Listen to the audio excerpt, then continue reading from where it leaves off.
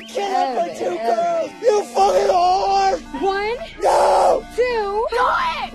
No! I was a well-known writer. That night, 2 girls knocked on my door. They stood in the rain, soaked, asking to stay for the night. I wanted to say no, but seeing them so pitiful, my heart softened. I let them in and handed them clean blankets. They said their phones got ruined by the rain. I called a ride for them, but it would take 45 minutes, worried they might catch cold. I took out my pajamas again, and also threw their clothes into the dryer. They turned on my record player without permission, dancing wildly in the living room. When I walked over, they quickly apologized. They said they had never seen one before. They asked me to show them how it worked. I barely said 2 words. They crowded around me, hugging me from both sides. I froze on the spot. I quickly pulled away and moved to another couch, but they followed, pretending to admire the rain. One of them put her hand on my shoulder. I forced a smile, dropped the needle on a record, hoping to stop whatever was coming next. When the clothes were dry, I brought them to the bathroom door, but they still didn't come out. Afraid the ride would leave, I pushed the door open. What I saw left me stunned. They closed in on me from both sides. In the end, I gave in completely. The next morning, I woke tied to the bed.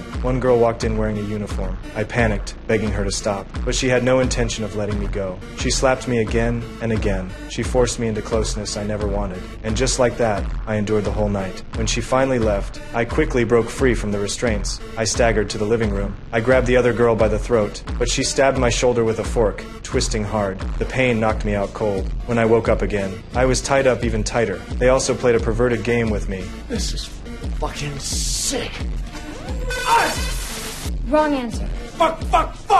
Please! Then they dug a pit in the yard. They planned to bury me alive. I watched helplessly from the window. Then I noticed my tablet on the table. I hooked it with my foot, trying to call for help. But they caught me, snatched it away, and tossed it outside. They pointed a gun at me, said I had 30 seconds to escape. If I made it, they would let me go. I want to play hide and seek. 30 seconds.